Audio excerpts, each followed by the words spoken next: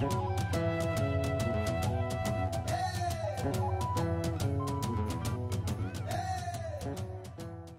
allons faire maintenant, nous allons valider ensemble. La Fédération luthérienne mondiale, FLM en sigle, en partenariat avec le Bureau du système des Nations unies au Burundi, ainsi que le Centre pour les droits civils et politiques, ont organisé un atelier du 29 au 30 septembre à l'endroit des organisations de la société civile. L'objet de cette rencontre était de restituer et valider les contributions conjointes des organisations de la société civile pour le 4e cycle de l'examen périodique universel, et de préciser que cette activité s'inscrit dans le cadre du projet de la FLM pour la défense des droits sociaux et économiques des femmes burundaises. Au cours de ces 2 jours, les différentes organisations de la société civile ont revu ensemble les contributions faites conjointement pour le prochain EPU. Des contributions formulées sous l'assistance des experts en droits de l'homme, dont le conseiller principal en droits de l'homme au sein du bureau du coordinateur résident du système des Nations unies au Burundi. Les organisations de la société civile se disent contentes d'avoir participé à l'élaboration des contributions pour le 4e cycle de l'EPU. Cependant, les organisations de la société civile ont estimé leurs recommandations importantes et ont demandé au gouvernement de ne pas les prendre à la légère. Moi, je dirais que je suis très ravie d'avoir participé à l'élaboration des contributions de la société civile sur l'examen périodique universel du Burundi. Comme vous le savez, il y a eu la Banque de la femme. Cette femme a été créée pour aider l'autonomisation de la femme, mais aussi on a vu qu'il y a d'autres choses à faire, comme par exemple voir comment donner des... Quand la femme veut un crédit, quand la femme veut que son projet soit financé, nous avons vu que la femme a besoin plus de formation sur d'abord le management, l'élaboration déjà des projets. Pour avoir des projets bancables, il faut savoir bien écrire les projets pour convaincre la banque. Alors on a vu qu'on a besoin de renforcement de capacité des femmes pour savoir comment écrire les projets qui sont bancables, par exemple. C'est l'une des recommandations qu'on aimerait qu'il soit mise en œuvre au pays pour que la femme puisse profiter de cette banque qui est venue pour soulever la femme, pour l'aider à s'autonomiser. Parmi les recommandations, on a effectivement recommandé que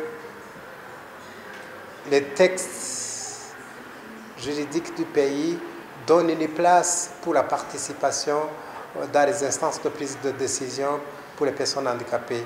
Pour les droits économiques, les socio-économiques, on a évoqué l'accès aux services sociaux de base, notamment la santé. Il y a des besoins spécifiques pour les personnes handicapées qui ne sont pas facilement accessibles. Je dirais les services de rééducation, les services de réadaptation et les services qui permettent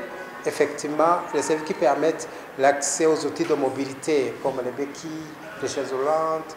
Donc tout ça, ce sont des choses qui ne sont pas vraiment accessibles à toute personne handicapée. Bon, nos attentes par rapport aux recommandations émises, c'est que le gouvernement va les prendre vraiment en considération et qu'il va les mettre en exécution.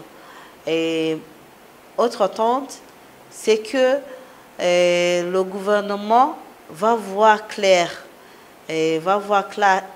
à travers notre rapport quelle est la situation des droits de l'enfant et des jeunes au Burundi. Quelle est notre vue par rapport à la situation des droits de l'homme, des droits de l'enfant et des jeunes. Donc, je m'attends à ce que le gouvernement puisse vraiment comprendre la société civile et à travers ce rapport, va comprendre quelles sont nos attentes aussi, qu'est-ce que nous voulons de la situation des droits des enfants et des jeunes. Plusieurs contributions touchant 5 thématiques ont été restituées et validées. Il s'agit entre autres des contributions sur les droits économiques, sociaux et culturels, les droits civils et politiques, les droits de la femme, les droits des enfants et les jeunes, ainsi que les droits catégoriels. La FLM se dit satisfaite par le travail accompli par les organisations de la société civile. Merveille Mugisha, chargée de plaidoyer à la FLM, a jugé pertinentes les contributions faites par la société civile. Je suis satisfaite par le travail qui a été fait par les organisations de la société civile. Oui, ces recommandations proposées par les organisations de la société civile sont très pertinentes. Si elles sont mises en œuvre, on assistera à la promotion des droits de l'homme au Burundi. Et les organisateurs s'assureront que toutes les organisations de la société civile auront soumis leurs contributions. Il s'agit d'une soumission qui se fait en ligne et on assistera toutes les organisations pour qu'elles puissent mettre en ligne sa contribution. Et après, lors des sessions de l'EPU, on prévoit des webinaires où les organisations de la société civile pourront assister en ligne, ce qui sera